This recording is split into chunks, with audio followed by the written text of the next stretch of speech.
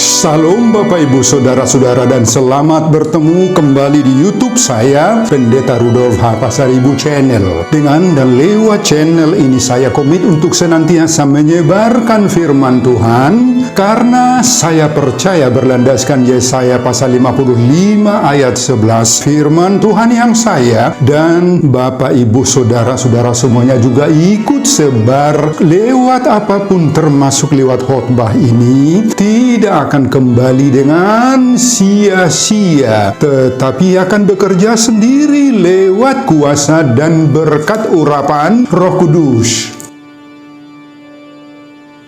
Mari Bapak Ibu, Saudara-saudara semuanya, saya ajak membantu saya menyebarkan firman Tuhan khotbah di pertanggiangan Minggu ke-11 sesudah Trinitatis 16 Agustus 2026. Terambil dari kitab Galatia pasal 3 ayat 26 sampai 29 dan bacaan dari Yesaya pasal 56 ayat 1 sampai 8. Diikat oleh topik atau tema taati hukum dan tegakkan keadilan. Dalam bahasa Batak Toba ditulis Radotiuhum ulahon hati goran. Sebaca untuk kita, simaklah pembacaan firman Tuhan berikut ini. Judul perikop Galatia pasal 3 ayat 15 sampai 29, hukum Taurat atau janji. Khotbah kita ayat 26 sampai 29. Sebab kamu semua adalah anak-anak Allah karena iman di dalam Yesus Kristus. Karena kamu semua yang dibaptis dalam Kristus telah mengenakan Kristus. Dalam hal ini tidak ada orang Yahudi atau orang Yunani, tidak ada hamba atau orang merdeka, tidak ada laki-laki atau perempuan, karena kamu semua adalah satu di dalam Kristus Yesus. Dan jikalau kamu adalah milik Kristus, maka kamu juga adalah keturunan Abraham dan berhak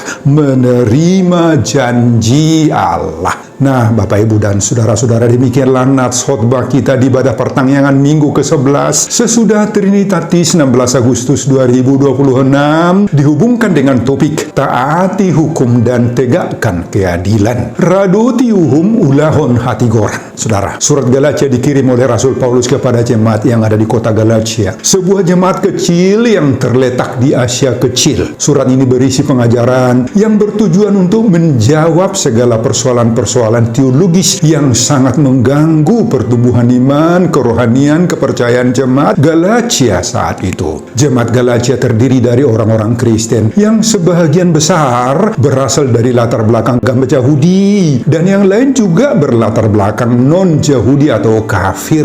Di jemaat Galatia ini terjadi perbedaan pemikiran, sikap, dan praktek hidup terhadap fungsi, hakikat, dan peranan hukum Taurat, patik-patik yang sudah ribuan tahun dihidupi oleh orang Israel. Orang-orang yang berasal dari agama Yahudi yang meskipun sudah Kristen dan percaya kepada Yesus Kristus, tetapi masih tetap menjalankan semua hukum-hukum yang berlaku bagi agama Yahudi dengan taat, dengan sungguh-sungguh. Sedangkan bagi jemaat non-Yahudi merasa tidak mungkin lagi mempraktekkan adat, aturan, atau kebiasaan mereka sebelum Kristen dahulu. Perbedaan pemikiran tentang hakikat, peranan, dan fungsi hukum Taurat dan patik-patik ini berpengaruh besar terhadap kehidupan jemaat Galatia, juga berpengaruh pada sikap terhadap ibadah, terhadap makanan, minuman, atau terhadap tradisi atau kebiasaan-kebiasaan lain. Keadaan ini menimbulkan masalah besar dalam jemaat Galatia. Banyak dari antara jemaat memutuskan untuk kembali ke agama asal mereka yang dianutnya sebelumnya. Saudara, itulah yang mendorong Paulus untuk menulis surat Galatia ini, agar jemaat Galatia memiliki pegangan yang pasti, pegangan yang kuat. Paulus merasa kesal terhadap sikap jemaat Galatia yang mudah terombang-ambing, yang tidak stabil, tidak kuat, dan tidak konsisten. Pada Galatia pasal 1 ayat 6, Paulus berkata, berkata, "Aku heran bahwa kamu begitu lekas berbalik daripada Dia dan mengikuti suatu Injil lain." Bahasa Batak Toba ditulis, "Longang dorohaku ala songoni tibuhamu merbalik sianibana." Ungkapan lain berkata, "Sonang gobehado pe nungga pitormu bau-bahamu." Itu artinya. Kemudian pada Galatia 1 ayat 7 juga Paulus berkata, ada orang yang mengacaukan kamu dan yang bermaksud untuk memutarbalikkan Injil Kristus. Nah, saudara, menurut Paulus, ada orang yang memutarbalikkan Injil Kristus. Ada provokator, pengacau. Siapa provokatornya itu? Yakni orang-orang yang masih bertahan tetap menjalankan adat Yahudi, hukum-hukum Yahudi, sunat, dan mengharamkan makanan-makanan tertentu. Akibatnya Injil Kristuslah yang dikacaukan. Keselamatanlah lewat kematian dan kebangkitan Yesus itu menjadi tidak jelas. Peranan Roh Kudus pun menjadi kabur, menjadi gelap. Itu sebabnya Paulus menyebut mereka itu orang bodoh. Dalam bahasa Batak Toba, nasomaroha naoto, sebagaimana Galatia 3 ayat 1a. Kemudian pasal 3 ayat 1b, Paulus juga mengatakan, siapakah yang telah mempesona kamu? Dalam bahasa Batak Toba dipakai ise madormai hamu. Artinya mempesona di sini atau madormai di sini pemanis itu. Istilah madormai sering digunakan dalam konteks kuasa-kuasa gelap, okultisme, dalam hubungan dengan perdukunan, mistik-mistik, pelet. Nah, saudara, pada khotbah kita pasal 3 ayat 26 sampai 29 ini Paulus memberi ketegasan bahwa orang Kristen tidak lagi di bawah kendali hukum, kendali Taurat, patik enggak lagi. Betul, sebelum iman, yakni Yesus Kristus datang, kita semua memang berada di bawah pengawalan hukum Taurat, dikurung sampai iman itu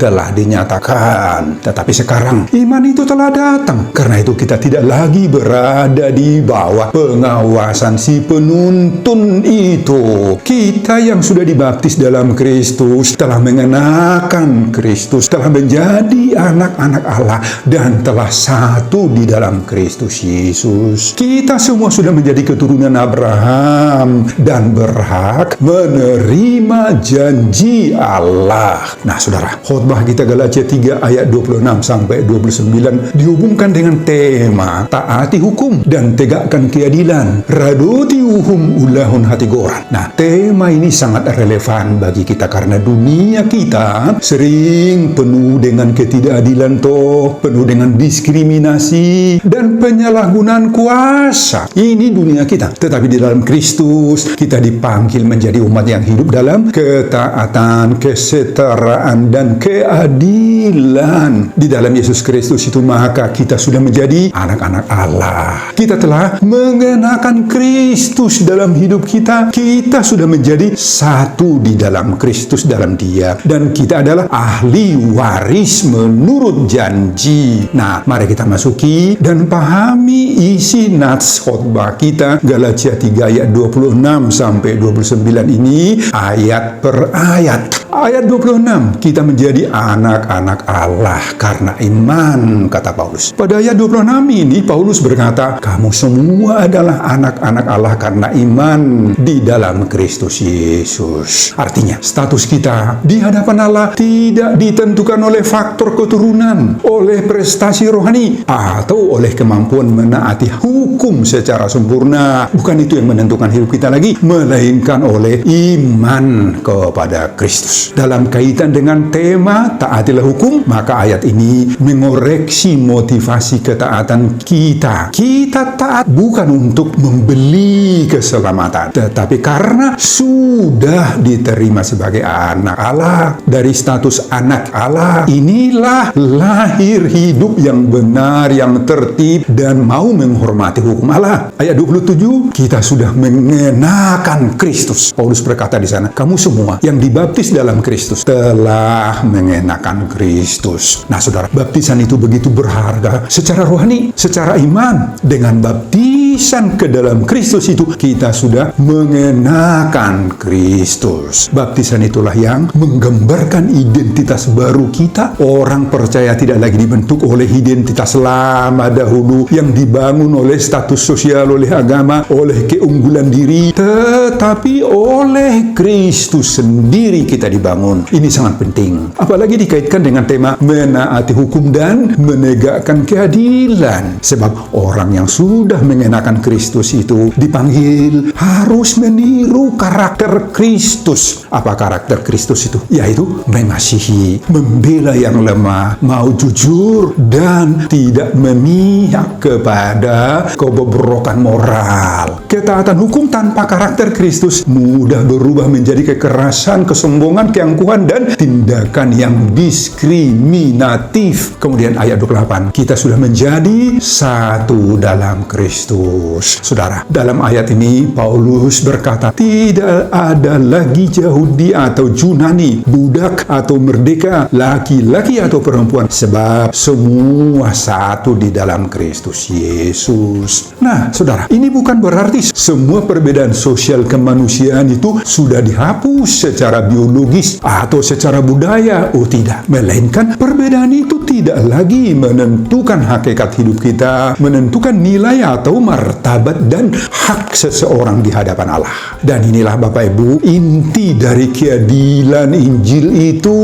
Tidak ada manusia yang dianggap lebih tinggi, lebih rendah, yang lebih layak atau lebih penting di hadapan Tuhan. Gak ada. Semua manusia sama, sederajat dan sehakikat di hadapan Allah. Karena itu gereja dan umat percaya harus menolak semua bentuk-bentuk dan praktek-praktek apa? Diskriminasi, pilih kasih, penindasan, praktek kekerasan, dan praktek ketidakadilan. Ini harus ditolak semuanya. Dan ayat terakhir, ayat 29, kita semua adalah keturunan Abraham dan ahli waris janji. Jadi Bapak Ibu, ketika kita milik Kristus, kita adalah keturunan Abraham dan ahli waris menurut janji. Apa artinya? Artinya, berkat perjanjian Allah kini diberikan kepada semua orang percaya. Bukan berdasarkan kebangsaan, apakah dia Yahudi atau non-Yahudi. Bukan didasarkan atas garis darah, melainkan berdasarkan iman saja. Ini meneguhkan bahwa keadilan Allah itu bersifat anugerah, pemberian, dan universal. Dan dalam hidup sehari-hari dari orang yang sadar bahwa dirinya ahli waris janji Allah akan hidup dengan integritas. Apa itu integritas? Dalam hidupnya akan ada kejujuran. Itu akan selalu dipegangnya teguh. Ada tanggung jawab, baik dalam tugas-tugasnya, pekerjaannya, pelayanan, atau aktivitas sehari-harinya. Dia penuh tanggung jawab. Nah, inilah integritas itu Bapak Ibu. Ia tahu, ia sadar bahwa hidupnya sekarang berada di bawah kendali pemerintahan Allah yang adil. Nah, Bapak Ibu dan saudara-saudara, pengajaran Paulus dalam Galatia 3 ayat 26 sampai 29 khotbah kita ini sungguh-sungguh menjadi patokan, acuan, penentuan dari topik minggu ke-11 sesudah Trinitatis 16 Agustus 2026. Taati hukum dan tegakkan keadilan. Radotiuhum ulahon hati goran. Amin Bapak Ibu dan saudara-saudara. Nah Bapak Ibu, itulah isi khotbah kita di ibadah pertanggihan minggu ke-11 sesudah Trinitatis 16 Agustus 2026, dihubungkan dengan topik taati hukum dan tegakkan keadilan. Radotiuhum ulahon hati goran. Saudara, apa pengajaran Tuhan bagi kita saat ini lewat khotbah ini? Pengajaran pertama, ketaatan kita berawal dari identitas kita sebagai anak Allah. Ayat 26. Saudara, Paulus berkata pada ayat 26, sebab kamu semua adalah anak-anak Allah karena iman di dalam Yesus Kristus. Nah, ini berarti hubungan kita dengan Allah bukan lagi dibangun oleh usaha manusia, bukan oleh ketaatan kepada hukum Taurat, tetapi oleh karena iman kepada Kristus. Artinya apa? Kita tidak menjadi anak Allah karena prestasi rohani kita yang hebat, karena kedudukan kita secara rohani tinggi, atau kemampuan kita menjalani menjalankan aturan dengan sempurna. Tetapi karena apa? Karena iman kepada Kristus. Iman itu tinggi nilainya. Ketaatan yang benar itu selalu lahir dari identitas yang benar.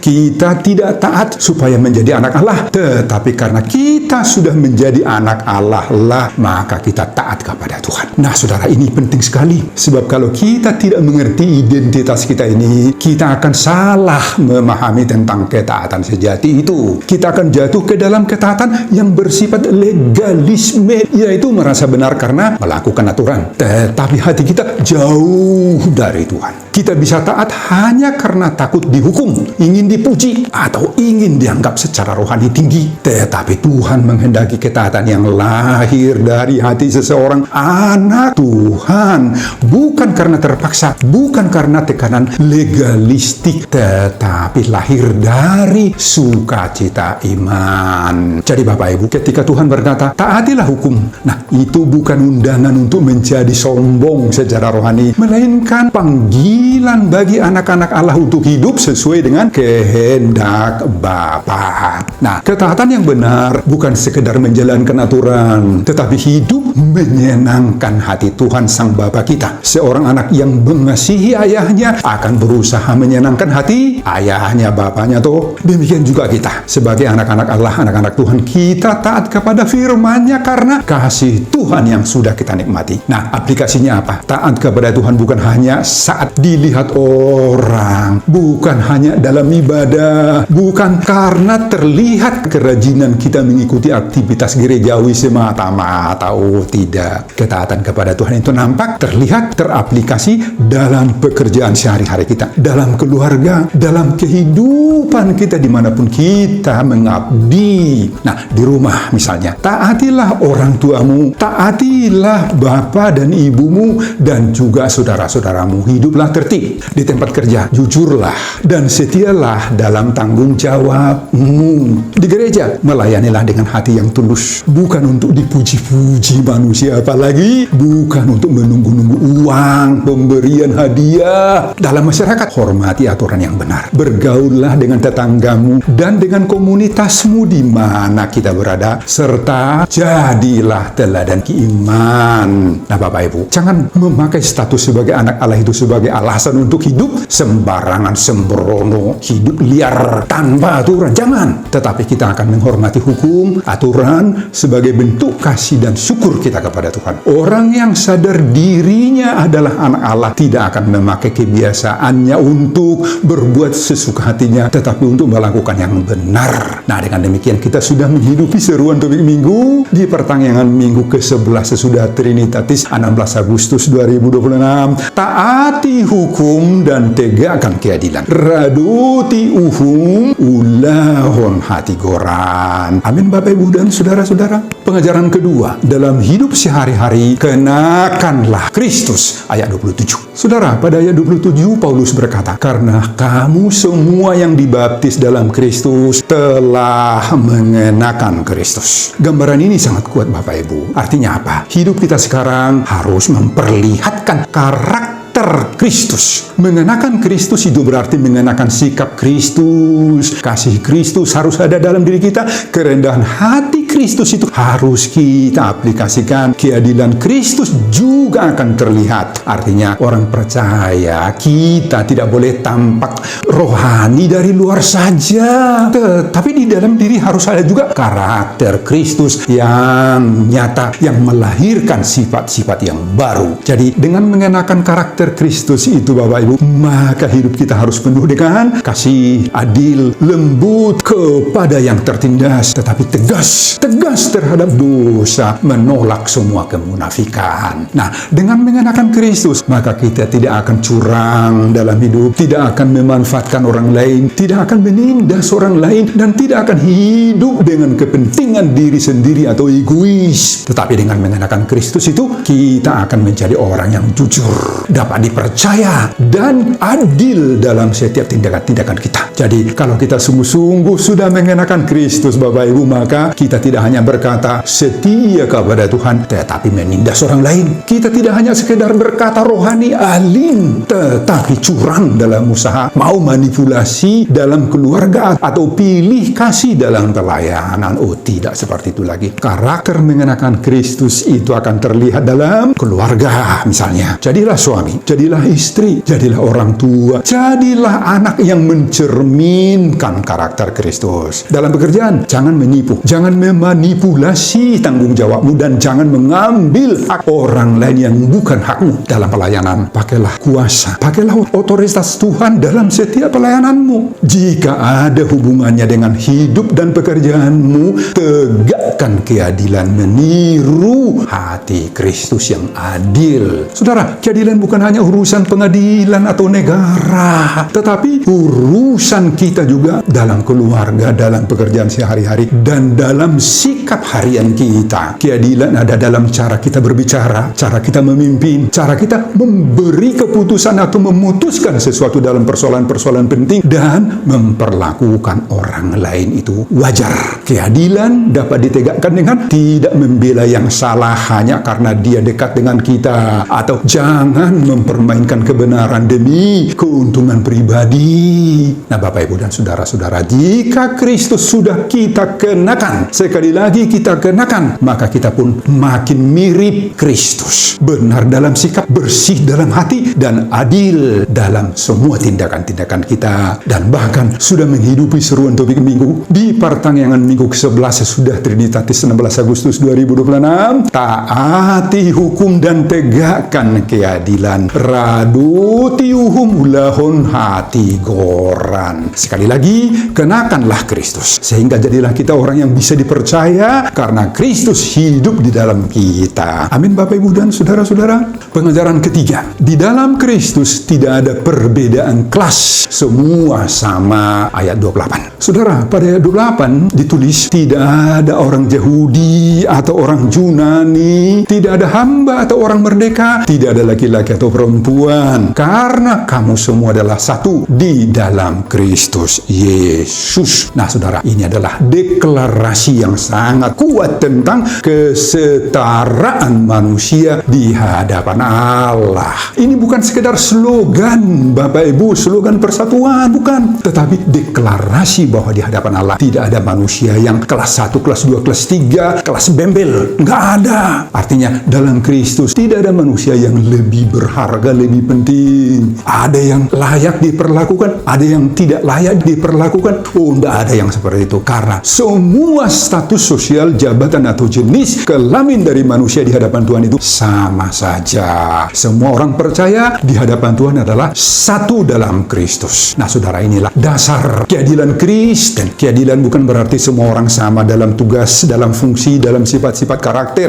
Oh, berbeda dalam hal itu. Tetapi semua orang sama dalam nilai, dalam martabat, dalam kasih karunia Allah. Karena itu, Bapak Ibu, gereja tidak boleh bertindak diskriminatif dalam hal apapun. Nggak boleh. Demikian juga rumah tangga kita masing-masing tidak boleh menjadi tempat pilih kasih. Masyarakat pun tidak boleh membiarkan orang diperlakukan semena-mena. Nggak boleh. Nah, saudara, khotbah ini sekarang mengajar dan menyadarkan kita jangan merendahkan orang lain, terutama mereka yang miskin, yang rendah secara sosial. Jangan mengabaikan orang-orang yang lemah. Jangan membeda-bedakan pelayanan berdasarkan status sosial, status ekonomi, kaya atau miskin. Jangan menilai seseorang hanya dari penampilan luar saja. Nah, saudara, jika kita sungguh satu di dalam Kristus, maka kita harus memandang sesama kita itu dengan hormat. Keadilan dimulai dari hati yang tidak memihak kepada orang lain. Orang yang hidup dalam Kristus itu akan memandang sesamanya dengan mata yang benar, bukan dengan sebelah mata. Ia tidak akan pilih kasih, ia tidak akan memihak pada si orang seorang kaya dan mengabaikan seorang miskin. Ia tidak akan menghargai seseorang hanya karena pemberiannya. Oleh karena itu Bapak Ibu, terapkanlah itu dalam hidupmu sehari-hari. Di gereja, beri tempat yang sama kepada semua orang yang sama. Dalam keluarga, perlakukan semua orang, semua anak-anakmu dengan keadilan, dengan adil. Dalam pelayanan, jangan hanya menghargai orang yang banyak, memberi pada gereja saja. Dalam masyarakat, bantulah orang-orang yang berkekurangan dan yang sering diabaikan oleh orang lain. Dengan demikian, seruan topik minggu di ibadah minggu ke-11 sesudah Trinitatis 16 Agustus 2026. Taati hukum dan tegakkan keadilan, raduti uhum ulahun. Hati goran itu sudah berhasil kita terapkan. Amin Bapak Ibu dan saudara-saudara. Pengajaran keempat, sebagai ahli waris, hidup harus mencerminkan kerajaan Allah. Ayat 29. Saudara, pada ayat 29 ditulis, dan jikalau kamu adalah milik Kristus, maka kamu juga adalah keturunan Abraham dan berhak menerima janji Allah. Nah, ini berarti kita bukan hanya diselamatkan, bukan, tetapi juga menjadi ahli waris, penerima janji Allah. Seorang ahli waris Bapak Ibu, hidupnya berbeda dari yang bukan ahli waris. Jadi, karena kita adalah ahli waris dan milik Kristus, maka kita harus hidup sebagai orang yang sudah menerima kerajaan Allah. Artinya apa? Kita tidak boleh hidup dalam kebiasaan lama yang penuh dengan dosa, penuh ketidakadilan, kebohongan, penipuan, dan kelicikan, melakukan dosa. Oh, enggak seperti itu lagi. Sebagai ahli waris, maka dalam hidup sehari-hari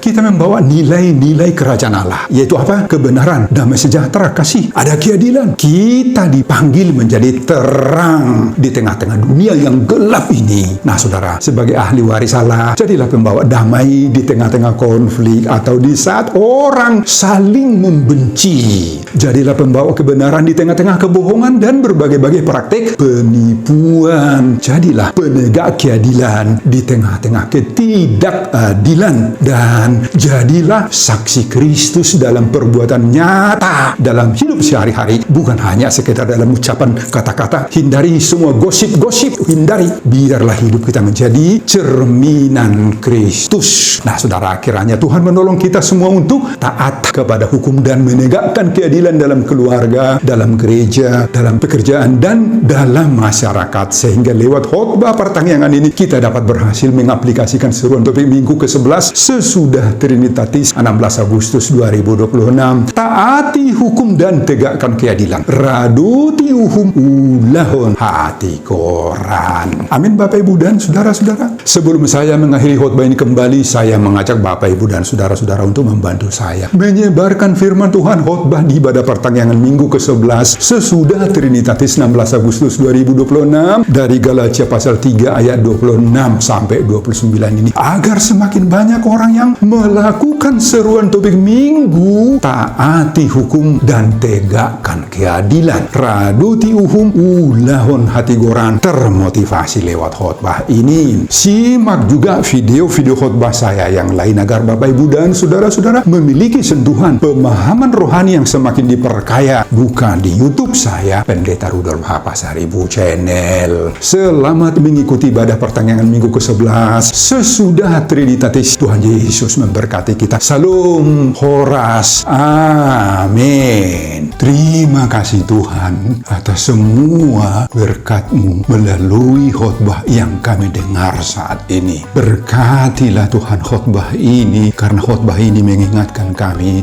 adalah anak-anak Allah karena iman kepada Yesus Kristus. Di dalam Kristus kami telah mengenakan hidup baru agar kami tidak hanya sekedar mendengar firman saja tetapi melakukannya. Tolong kami untuk taat kepada hukum-hukum-Mu dengan hati yang tulus, bukan karena terpaksa, melainkan karena kasih kami kepadamu. Mampukan kami menegakkan keadilan di tengah-tengah keluarga, gereja, masyarakat, di tengah-tengah pekerjaan kami sehari-hari. Jauhkan kami Tuhan dari sikap pilih kasih, diskriminasi, kebohongan, dan dari segala bentuk penindasan-penindasan. Kiranya kami hidup sebagai anak-anak-Mu yang setia, sebagai ahli waris janji-Mu yang memuliakan nama-Mu di dunia ini. Berkati hambamu dalam mempersiapkan khotbah-khotbah berikutnya untuk kemuliaan Tuhan. Amin.